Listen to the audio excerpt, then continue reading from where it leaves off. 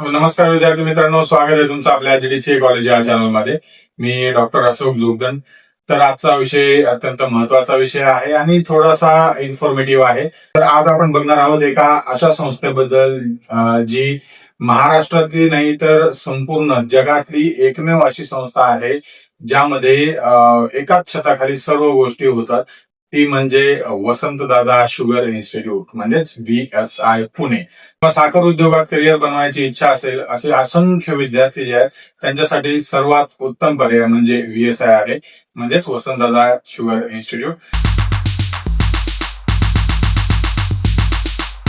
तर आज या व्हिडिओमध्ये आपण जाणून घेणार आहोत की VSI वसंतदादा शुगर इन्स्टिट्यूटचा इतिहास काय आहे, त्यानंतर ही संस्था स्थापन का केली, त्याच्या मागचं कारण काय आहे, का कारणामुळे ही स्थापन करण्यात आली, त्यानंतर VSI जे आहे याचं नेमकं काम काय आहे किंवा कशा प्रकारे काम करते ही संस्था, त्यानंतर यामध्ये अभ्यासक्रम काय आहे, कुठला अभ्यासक्रम दिला जातो किंवा कुठल्या गोष्टी स्टडी केल्या जाऊ शकतात, या सर्व गोष्टी आहेत. त्यानंतर इथे जर समजा VSI मध्ये एखाद्याचं ग्रॅज्युएशन किंवा पोस्ट ग्रॅज्युएशन असेल किंवा मास्टर्स झालेलं आहे तर यानंतर करिअरच्या संधी आहेत का, हेही आपण पाहणार आहोत या व्हिडिओमध्ये. मित्रांनो, हा व्हिडिओ पूर्ण पहा, शेवटपर्यंत बघा आणि जर हे तुम्हाला उपयुक्त वाटलं तर लाईक करा, शेअर करा आणि आपल्या जीडीसीए कॉलेज या चॅनलला सबस्क्राईब करायला मात्र विसरू नका.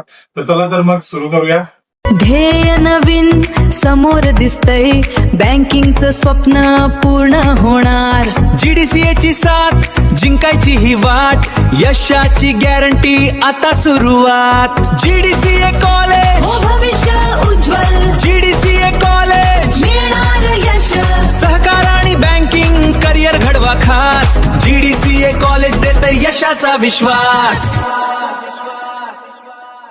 तर विद्यार्थी मित्रांनो, VSI म्हणजे वसंतदादा शुगर इन्स्टिट्यूट याचा पूर्ण लॉंग फॉर्म आहे. तर हा लॉंग फॉर्म आपल्या जीडीसीएच्या परीक्षेमध्ये सुद्धा विचारला जाऊ शकतो, त्यामुळे तोही लक्षात ठेवा. ही संस्था पुण्याजवळ मांजरी बुद्रुक जे गाव आहे त्या गावामध्ये आहे आणि पुणे रेल्वे स्टेशन पासून साधारणपणे 13-14 किलोमीटरच्या आसपास असावी. VSI हे कॉलेज किंवा विद्यापीठ नाहीये, तर ही एक स्वायत्त म्हणजेच इंडिपेंडंट बॉडी आहे. पण ही VSI ही संस्था सावित्रीबाई फुले पुणे विद्यापीठाशी संलग्न आहे. त्यामुळे इथून मिळणाऱ्या जेवढ्या काही पदव्या आहेत किंवा मास्टर्स डिग्री आहेत या सर्वच्या सर्व SPBUच्या असतात किंवा पुणे विद्यापीठाच्या असतात. आणि VSI ही जगातली एकमेव अशी संस्था आहे ज्यामध्ये एकाच छताखाली साखर उद्योगाशी संबंधित वैज्ञानिक, तांत्रिक आणि शैक्षणिक कार्य एकाच छताखाली चालतं. सो त्यामुळे आपण यांना असं म्हणू शकतो की इंग्रजीमध्ये world's only organisation of its kind. So हा खूप महत्वाचा भाग आहे. आणि VSI जी संस्था आहे मुख्यप्रमाणे 3 मार्गात काम करते, ज्यामध्ये पहिलं प्राथमिक जसं मी सांगितलं शैक्षणिक कार्य, अकॅडमिक्स आहे. त्यानंतर दुसरं जे आहे विकासात्मक कार्य, विस्तार स्तर थोडक्यात आपण म्हणूया किंवा एक्सटेन्शन म्हणूया इंग्रजीमध्ये. आणि तिसरा जो प्रकार आहे R&D, रिसर्च अँड डेव्हलपमेंट, म्हणजे संशोधन व विकास. याबद्दल आपण पुढे बोलूयाच, पण ही संस्था, याचा इतिहास काय आहे आणि ही संस्था निर्माण कशी झाली याबद्दल थोडीशी आपण चर्चा करू. तर विद्यार्थी मित्रांनो, VSI ची जी खरी कहाणी आहे ती सुरू होते महाराष्ट्रातील साखर उद्योग, जे साखर उद्योगाच्या इतिहासापासून आपण म्हणूया. त्यामध्ये महाराष्ट्र हे भारतातील सर्वात जास्त साखर उत्पादन करणारा राज्य आहे. आणि साधारणपणे तुम्ही महाराष्ट्र आणि कर्नाटक बघा, महाराष्ट्रात मध्ये स्पेसिफिकली जो आपला दक्षिण भाग आहे, पश्चिम महाराष्ट्रातला जेवढा काही पट्टा आहे त्या सर्व पट्ट्यामध्ये साखर कारखाने पण आहेत आणि ऊस जे लागवड करणारे शेतकरी बांधव आहेत ते सुद्धा त्यामध्ये खूप जास्त प्रमाणात पश्चिम महाराष्ट्र भागात खूप जास्त प्रमाणात आहेत. सो त्यामुळे आपलं महाराष्ट्र राज्य हे भारतातील सर्वात जास्त साखर उत्पादन करणाऱ्या राज्यांपैकी एक राज्य आहे. ते हजारो एकर मध्ये आपले शेतकरी बांधव ऊस पिकवतात आणि शेकडो साखर कारखाने आहेत. शेकडो नाही, आता 200+ आहेत खरं तर. त्यावेळेस एक मोठी अडचण अशी होती की या साखर कारखान्यांना ऊस शेतकरी जे आहेत, ऊस उत्पादक शेतकरी आहेत, त्यांना वैज्ञानिक मार्गदर्शन कोण देणार, त्यानंतर या नवीन जाती म्हणजेच ऊसाच्या नवीन जाती कोण विकसित करणार, त्याचं उत्पन्न कसं वाढवावं याबद्दल कोण मार्गदर्शन करणार, अशा असंख्य प्रश्नांसाठी उत्तर देण्यासाठी किंवा त्यावर काम करण्यासाठी अशी एकही संस्था भारतामध्ये उपलब्ध नव्हती. आणि त्यावेळी महाराष्ट्रातील सहकारी साखर कारखान्याचे नेते शेतकऱ्यांचे कैवारी स्वर्गीय वसंतदादा पाटील यांनी पुढाकार घेतला. वसंतदादा पाटील हे महाराष्ट्रातील एक थोर व्यक्तिमत्व, थोर नेते होते आणि महाराष्ट्राचे ते मुख्यमंत्रीही राहिले होते. सो त्यामुळे बऱ्याचशा गोष्टी त्यांच्या त्या काळामध्ये त्यांनी करून घेतल्या. शेतकऱ्यांसाठी किंवा सहकार चळवळ जी आहे त्या चळवळीसाठी त्यांचा म्हणजे संपूर्ण आयुष्य त्यांनी त्यातच घातलं. साखर कारखाने उभारणीसाठी किंवा त्याचे बाय प्रोडक्ट्स कशा प्रकारे, त्याचा रिसर्च कशा प्रकारे करता येऊ शकतो, या सर्व गोष्टींसाठी. आणि त्यांच्या या दूरदर्शी विचारातूनच VSI या संस्थेची संकल्पना किंवा कल्पना जन्माला आली. सुरुवातीला या संस्थेचं नाव डेक्कन शुगर इन्स्टिट्यूट असं होतं, म्हणजेच दख्खन शुगर इन्स्टिट्यूट मराठीमध्ये. 19 नोव्हेंबर 1975 रोजी महाराष्ट्रातील साखर कारखान्यांचा जे ऊस उत्पादक सदस्य जे आहेत त्या सर्व सदस्यांनी मिळून या संस्थेची स्थापना केली. आणि नंतर पुढे या संस्थेचं नाव बदलून दख्खन शुगर इन्स्टिट्यूट किंवा डेक्कन शुगर इन्स्टिट्यूटचं नाव बदलून VSI म्हणजे वसंतदादा शुगर इन्स्टिट्यूट असं नाव ठेवण्यात आलं. वसंतदादा, आणि हे असं का ठेवण्यात आलं त्याचं मागचं कारण आहे. वसंतदादा पाटील यांच्या स्मृती आणि अविस्मरणीय योगदानाला मानवंदना म्हणून वसंतदादा शुगर इन्स्टिट्यूट हे नाव देण्यात आलं. आणि VSI ला आज 50 वर्षांहून अधिकचा गौरवशाली इतिहास आहे, मग सर्वांनाच माहित आहे. या काळात संस्थेने साखर उद्योगांसाठी, ऊस शेतकऱ्यांसाठी किंवा जे काही विद्यार्थी आहेत त्या सर्व विद्यार्थ्यांसाठी सर्वात मोठं कार्य केलं. इव्हन भारत सरकारच्या department of science and technology याने VSI ला संशोधन केंद्र म्हणून मान्यता सुद्धा दिलेली आहे. तुम्ही त्यांच्या वेबसाईटवरती जाऊन चेक करू शकता. आणि हे किती मोठं आणि मानाचं आहे तुम्हाला सांगतो, कारण देशातील अनेक अशा नामांकित संस्था आहेत त्यांना ही गोष्ट मिळत नाही, ती VSI ला मिळाली. आणि शिवाय ही आपल्या महाराष्ट्रासाठी आणि विशेष करून पुण्यासाठी खूप मोठी गौरवशाली गोष्ट आहे. तर VSI ची गरज काय होती, कशामुळे स्थापना झाली VSI ची, किंवा त्याच्या मागचं कारण काय असेल, तर हे याची गरज समजून घेण्यासाठी आपण थोडंसं मागे जाऊया, कारण इतिहास बघितल्याशिवाय हे तुम्हाला सांगता येणं कठीण आहे. तर यामध्ये महाराष्ट्र, जसं आपण पूर्वी म्हटलं की महाराष्ट्र हा साखर उद्योगात सर्वात मोठा राज्य आहे आता, आणि लाखो शेतकरी बांधव ऊसाची लागवड करतात. त्यांना महाराष्ट्रातील शेकडो कारखाने ऊसाच्या गाळप करतात.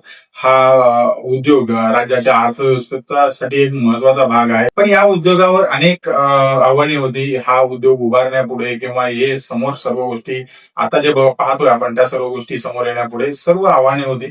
तर पहिली सर्वात महत्वाची समस्या काय होती की उत्पादन कमी होतं. उत्पादन कमी होण्याचं कारण काय होतं, कारण जी ऊस लागवड करणारे आपले शेतकरी बांधव आहेत त्यांना आधुनिक तंत्रज्ञान या गोष्टीबद्दल माहिती नव्हती. कारण पारंपरिक पद्धतीनेच आपण ऊस लागवड करायचो. पूर्वी जसं ऊसाच्या कांड्या बनवणे, त्याच्या सारे वगैरे करणे किंवा वाफे बनवणे, त्यात वाफ्यामध्ये कशा प्रकारे ऊस लागवड केला पाहिजे, किंवा त्यामध्ये खत कुठलं वापरलं पाहिजे, किंवा त्याची लागवड कशा पद्धतीने केली पाहिजे, किंवा त्याला पाणी कधी दिलं पाहिजे आणि किती पाणी दिलं पाहिजे, याचं शास्त्रीय ज्ञान नव्हतं. कारण पूर्वी बघा, आपण माहिती नसल्यामुळे आपण छोट्या छोट्या पद्धतीचेच आपण बेड करायचो आणि त्या बेडमध्ये पाट करून थोडंसं पाणी वगैरे देऊन ते आपण त्यात कांड्या रोवायचो. बघा पूर्वी, इव्हन आताही आपण पायाने पाणी वाफ्यामध्ये सोडतो आणि त्यामध्ये ऊसाच्या कांड्या ज्या आहेत त्या आपण रोवण्याचा प्रयत्न करतो.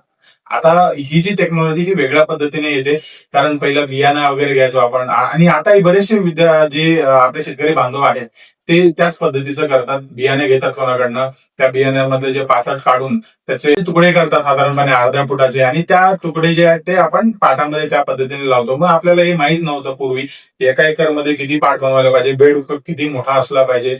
तर त्या पद्धतीमध्ये ह्या गोष्टी माहीत नसल्यामुळे ते पारंपरिक पद्धतीनेच आपण करायचो, आणि ते लोकांना माहीत नसल्यामुळे मग काही वेळेस काय व्हायचं की ऊस सुद्धा तेवढ्याच चांगल्या पद्धतीने यायचं नाही. मग ह्याचं शास्त्रीय ज्ञान किंवा तांत्रिक ज्ञान जे आहे, आधुनिक तंत्रज्ञान, आपल्याला या गोष्टी माहीत नसल्यामुळे उत्पादन हमखास कमी व्हायचं. दुसरी समस्या होती ज्यामध्ये रोग आणि कीड लागणे ऊसाला. कारण पूर्वी बघा मोवा पडायचा ऊसावरती, जो विशिष्ट प्रकारचा रोग म्हणू शकतो आपण. मग त्या ऊसाचे जे पोगारे असतात, छोटे छोटे आलेले कोंब, तर ते पूर्णपणे जळून जायचे. बघा, पाणी जास्त झालं तरी ते जळतात. तुम्हाला माहित असेल, उन्हाळ्यात जास्त पाणी दिलं किंवा त्या पद्धतीमध्ये आपण एक विशिष्ट पद्धत वापरण्यासाठीच या गोष्टी गरजेच्या होत्या त्या काळात, पण त्या लोकांना माहित नव्हतं. किंवा त्याचा प्रादुर्भाव, किडींचा जो प्रादुर्भाव व्हायचा, त्याच्यामुळे त्याचं निदान करणं आणि त्यावरती उपाय कोण सांगणार किंवा त्यांना माहिती कोण देणार याच्याबद्दल, किंवा समजा मोवा पडलेला आहे तर ते हे कुठलं औषध फवारल्यावर तो निघू शकतो याबद्दल कोणीच माहिती देणार नव्हतं. हे पूर्वीच्या काळातली गोष्ट सांगतोय मी, आताच नाही. तिसरी एक समस्या अशी होती की साखर कारखान्यातले जे तज्ज्ञ जे आहेत तिथे कोणीच तज्ज्ञ मंडळी नव्हते. जेवढे काही साखर कारखाने होते त्या काळात कुणी एखादा तज्ज्ञ माणूस नव्हता, ज्यामध्ये जे लोक काम करताना ट्रेनिंग देण्यासाठी किंवा जे इंजिनियर्स असायचे साखर कारखान्यामध्ये त्यांना शास्त्रीय शिक्षण पण मिळण्याची शक्यता कमी होती, कारण most of the time mechanical engineers वगैरे हेच तिथे काम करायचे, जे मशिनरी हँडलिंग असेल किंवा त्या गोष्टीसाठी. सो त्यामुळे काय व्हायचं की ते बऱ्यापैकी तिकडे तज्ज्ञ मंडळी नसायचेच कधीच, आणि त्यांना शिक्षण पण नसल्यामुळे मग ते त्या लेवलचं क्वालिटीचं एज्युकेशन नव्हतं, आणि त्यामुळे ते त्याच पद्धतीमध्ये तसंच राहिलं. ती समस्या अशी होती की पाण्याचा अपव्यय होणे. म्हणजेच काय व्हायचं की ऊसाला जे ऊस पीक घेतात आपले शेतकरी बांधव, त्यांना वाटायचं की ऊसाला पाणी खूप लागतं, मग त्याचं नियोजन कसं करायला पाहिजे, किंवा किती दिवसांनी एक पाणी दिलं पाहिजे, किंवा कशा प्रकारे ते वाफ्यामध्ये पाणी सोडलं पाहिजे. आता काय होतं की काही वेळेत आपण बघा, आताच्या शेतकऱ्यांना बऱ्याचपैकी नॉलेज आलेलं आहे त्या प्रत्येक गोष्टीचं, पण पूर्वी काय की आपण काय करायचो, एका पाटामध्ये जर पाणी सोडलं किंवा एका सारीमध्ये आपण म्हणूया की त्यात पाणी सोडलं तर त्या सारीमध्ये पूर्ण सगळं पाणी तिथंच लावायचं. पण आता काय करतात बरेचसे मंडळी, हळूहळू पाणी सोडतात. मग काय करतात, छोटासा ट्यूब वगैरे किंवा पाईप कापून त्याला थोडंसं मध्ये दार देऊन एक छोटे छोटे आपले एक 5-6 सऱ्यांमध्ये किंवा 7 सऱ्यांमध्ये एकत्र पाणी सोडलं जातं. मग जेणेकरून ते हळूहळू मुरत पाणी शेवटपर्यंत पोहोचतं. शेवटचा जो कडा आहे बांधाचा त्या बांधापर्यंत पोहोचतो. तो ही खूप आता गोष्टी हे झालेल्या आहेत चांगल्या पद्धतीने. जसं पाण्याचा फ्लो आहे त्या पद्धतीने त्याला डिवाइड केलं जातं. सो आणि पूर्वी शेतकऱ्यांचा बऱ्यापैकी गोंधळ व्हायचा, कारण पाण्याचा वापर कसा करायचा किंवा कसं द्यायचं हे लोकांना माहितच नसायचं. सो त्यामुळे मग ते ऑटोमॅटिक जे साखरेचं उत्पादन आहे किंवा ऊसाचं उत्पादन आहे ते बाय डिफॉल्ट कमी व्हायचं. आणि या सर्व प्रश्नांवर उत्तर देणारी, मार्गदर्शन करणारी एकही केंद्रीय संस्था अस्तित्वात नव्हती त्या काळामध्ये. मग म्हणूनच VSI ची गरज भासली, आणि VSI आजही ती VSI ची गरज आहे. तुम्ही आजही आपण त्याची पुढे माहिती पाहूयाच, कशा प्रकारे ते अभ्यासक्रम वगैरे कुठला घेतात, काय करतात हेही आपण पाहूया. VSI ही संस्था शेतकरी ते कारखाना या संपूर्ण साखर उद्योग जो आहे या साखळीला एकत्र जोडते. त्यात काय होतं किंवा साखर कारखान्यामध्ये काय घडतं किंवा उत्पादन कसं बनतं, या सर्व गोष्टींवरती VSI संशोधन आणि मार्गदर्शन सर्व लोकांना किंवा शेतकऱ्यांना, विद्यार्थ्यांना करते.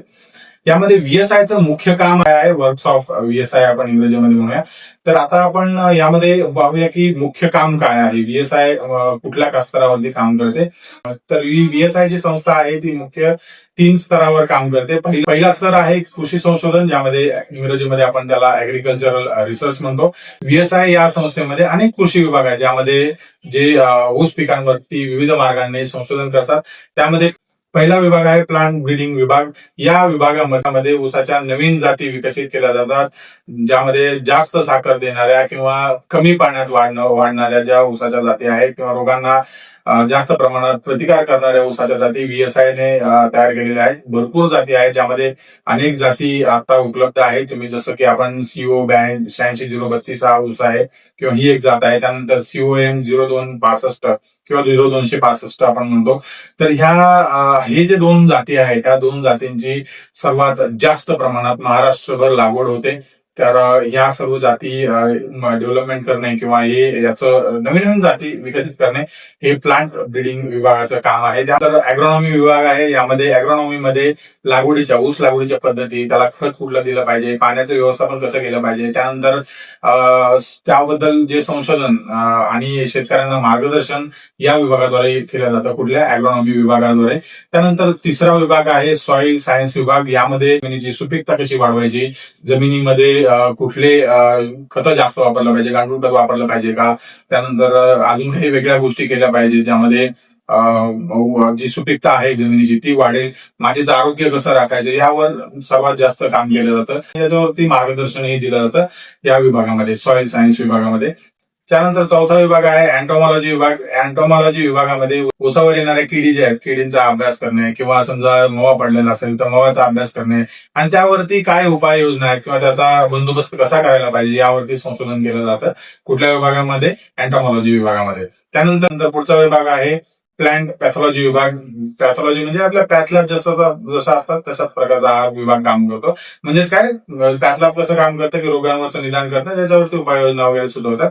तसंच प्लांट पॅथॉलॉजी विभाग काम करतं ऊसावरील रोगांचं निदान करणे आणि त्यावरती जे काही योग्य उपाययोजना आहेत त्या सुचवितात. नेक्स्ट आहे molecular biology and genetic engineering. हा जो विभाग आहे हा विभाग जनुकीय तंत्रज्ञानाच्या मदतीने ऊसाच्या ज्या सुधारित जाती आहेत त्यावरती जास्त प्रमाणात काम करतं. सो खूप महत्वाचा विभाग आहे. त्यानंतर शेवटचा विभाग आहे ऍग्रिकल्चरल डिपार्टमेंट मधला, तो आहे टिश्यू कल्चर प्रकार किंवा टिश्यू कल्चर विभाग. या विभागामध्ये ऊसाचं रोगमुक्त आणि उच्च गुणवत्तेचं बेणं किंवा बियाणं तयार करणं यावरती काम करतं हे टिश्यू कल्चर विभाग. त्यानंतर दुसरा स्तर आहे तांत्रिक संशोधन म्हणजे टेक्निकल रिसर्च म्हणतो आपण त्याला. शुगर टेक्नॉलॉजी विभाग, या विभागामध्ये साखर कशी बनवायची आणि साखरेची गुणवत्ता कशा प्रकारे सुधारायची यावरती काम केलं जातं. त्यानंतर दुसरा आहे शुगर इंजिनिअरिंग आणि अक्षय ऊर्जा विभाग. या विभागामध्ये साखर कारखान्यातील ज्या यंत्रसामग्री आहेत, ऊर्जा बचत असेल किंवा त्याला आपण इंग्रजीमध्ये रिन्युएबल एनर्जी यावरती संशोधन केलं जातं. म्हणजे थोडक्यात काय, ऊसाचा जो चोथा असतो त्या चोथ्यापासून वीज कशी तयार करायची यावरती VSI ने खूप पूर्वी काम केलेलं, आताही काम करत आहे आणि चांगल्या प्रकारे आता वर्क चालू आहे. त्यानंतर नेक्स्ट विभाग आहे इन्स्ट्रुमेंटेशन विभाग. विभागामध्ये साखर कारखान्यातील जी उपकरणं आहेत या उपकरणांवरती किंवा त्यांच्या ऑटोमेशन वरती काम केलं जातं. त्यानंतर इलेक्ट्रॉनिक आणि कम्प्युटर विभाग. या विभागामध्ये आधुनिक तंत्रज्ञान साखर उद्योगात कसं वापरायचं आणि त्यावरती संशोधन करून कशा प्रकारे त्याला इम्प्लिमेंटेशन करायचं याबद्दल काम होतं पूर्ण. तिसरा महत्वाचा स्तर आहे, या स्तरामध्ये उपउत्पादने आणि पर्यावरण म्हणजेच बाय प्रोडक्ट्स ऑफ शुगर आणि एन्व्हायरमेंट याबद्दल. तर यामध्ये पहिला आहे अल्कोहोल टेक्नॉलॉजी आणि बायोफ्युल्स विभाग.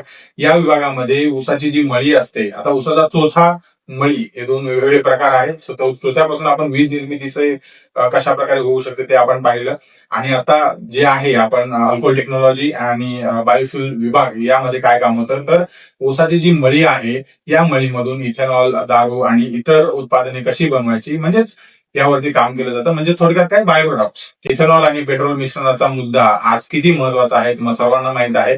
काय गरज काय आहे हे तुम्हाला सर्वांना माहित आहे. त्यालाच आपण इथेनॉल ब्लेंडिंग असं म्हणतो. तर नेक्स्ट आहे पर्यावरण विभाग. यामध्ये पर्यावरण विभाग म्हणजेच environmental science.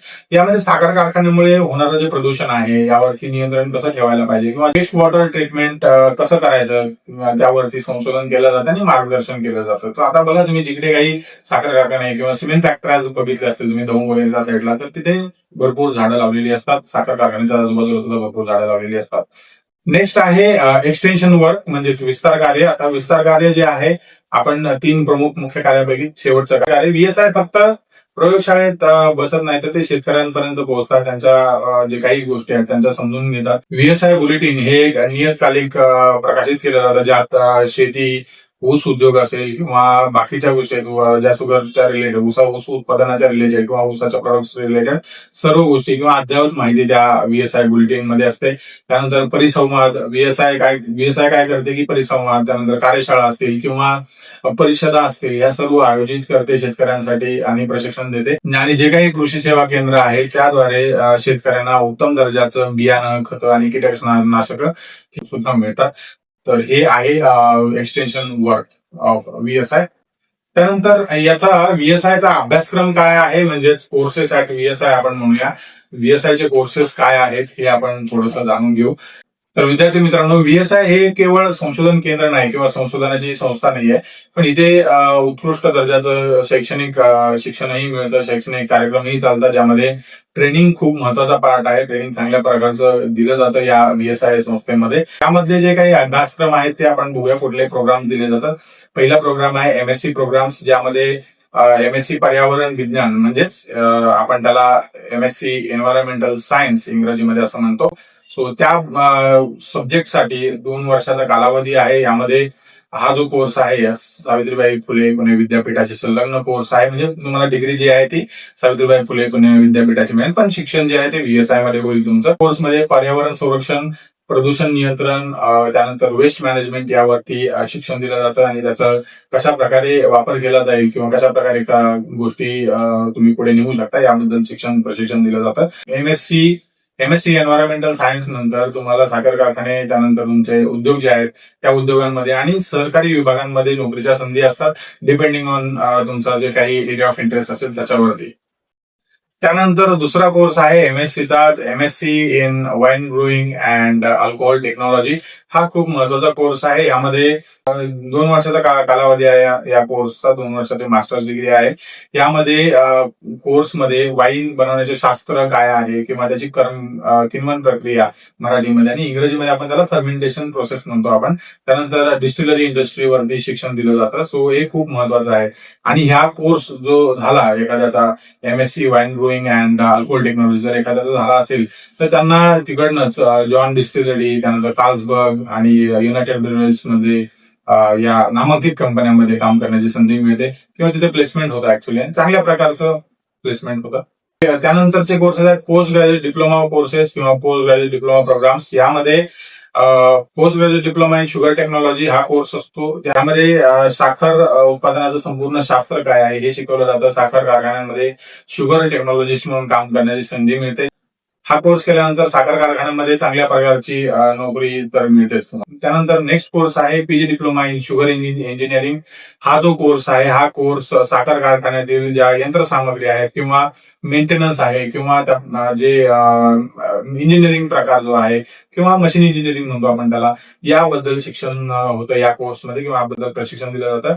Most of the mechanical आणि इलेक्ट्रिकल ज्या इंजिनिअरिंग ज्यांचं झालेलं आहे डिग्री, त्या लोकांसाठी हा चांगला कोर्स आहे डिप्लोमा इन शुगर इंजिनिअरिंग. त्यानंतर नेक्स्ट आहे PG diploma in sugar instrumentation technology.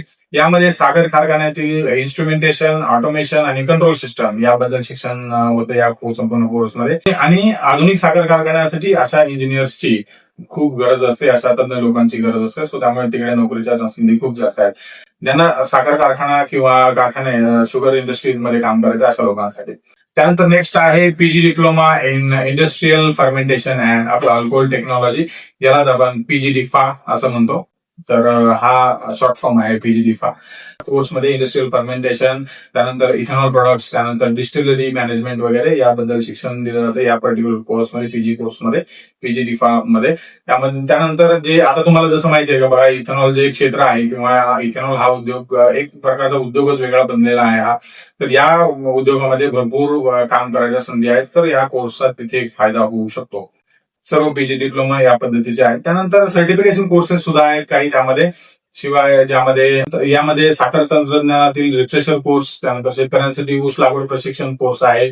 त्यानंतर जे कारखाने आहेत, कारखान्यातले जे कामगार आहेत त्यांच्यासाठी काही तांत्रिक प्रशिक्षणासाठी कोर्स आहे. त्यानंतर डिस्टिलरी मॅनेजमेंट वरती सर्टिफिकेशन किंवा ट्रेनिंग कोर्स आहे. सो ते एक छोटे मोठे सर्टिफिकेशन कोर्सेस आहेत.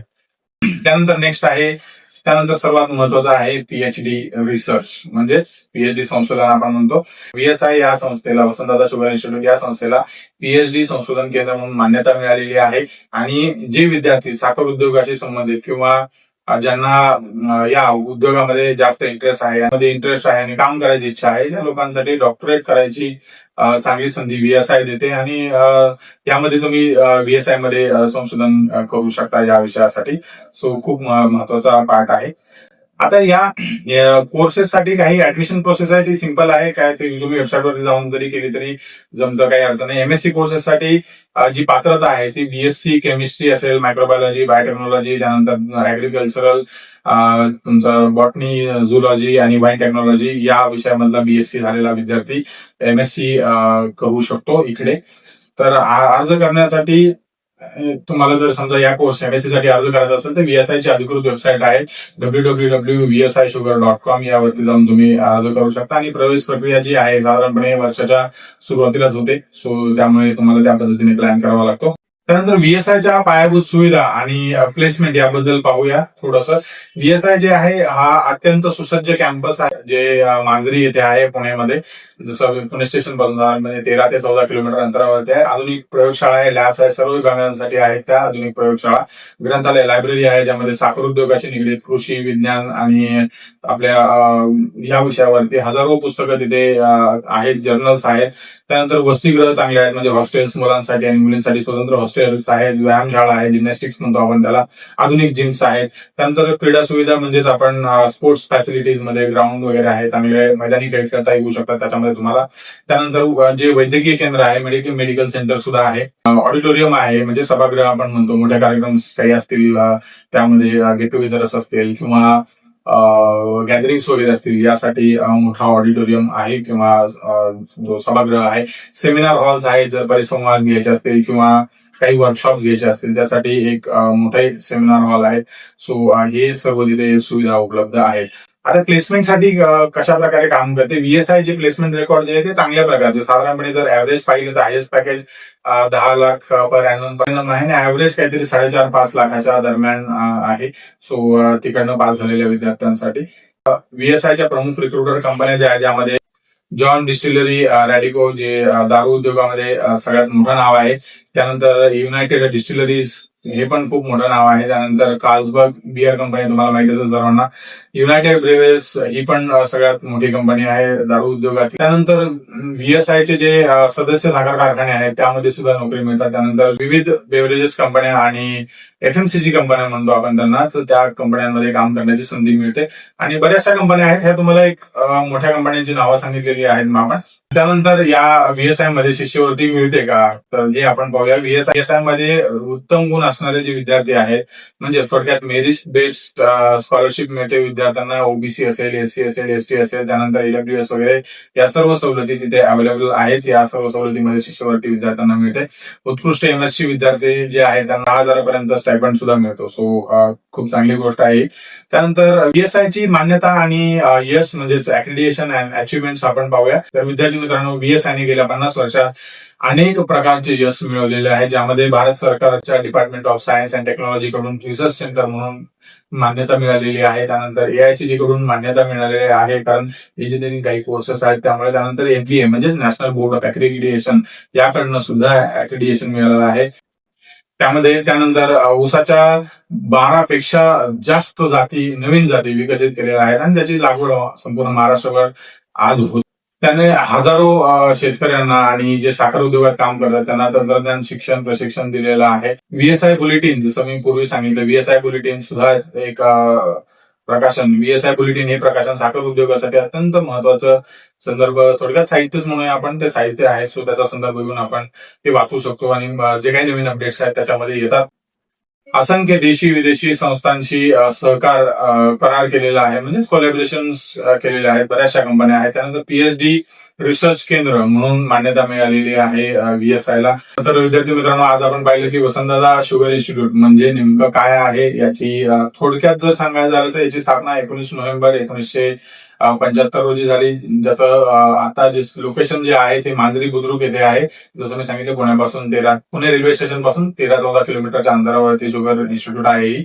आणि जगातील, याचं वैशिष्ट्य काय आहे, जगातील एकमेव संस्था आहे साखर उद्योगातील तांत्रिक, शैक्षणिक आणि वैज्ञानिक या सर्व कार्य एकाच छताखाली केल्या जातात. सो जगात अशी कुठलीच एकही संस्था उपलब्ध नाहीये. याचं काम काय आहे की संशोधन, प्रशिक्षण आणि शेतकऱ्यांना मार्गदर्शन करणे वेळोवेळी. आणि याच्यामध्ये कोर्सेस जसं पाहिलं आपण, MSc, PG diploma, certification courses आणि PhD रिसर्च प्रोग्राम सुद्धा आहेत.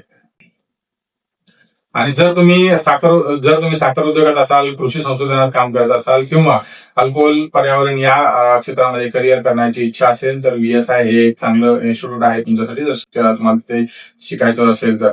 याबद्दल अधिक माहिती त्यांच्या वेबसाईटवरती आहे. ती वेबसाईट आहे www.vsisugar.com. या वेबसाईटवरती जाऊन तुम्ही चेक करू शकता. आणि हा व्हिडिओ आवडला असेल तर कृपया लाईक करा, शेअर करा आपल्या विद्यार्थ्यांपर्यंत ज्यांना ह्या VSI बद्दल माहिती हवी आहे किंवा अजून काही वेगळं करायचं शुगर इंडस्ट्री मध्ये, त्या विद्यार्थ्यांपर्यंत शेअर करा. हे थोडीशी छोटी इन्फॉर्मेशन आहे VSI या संस्थेबद्दल.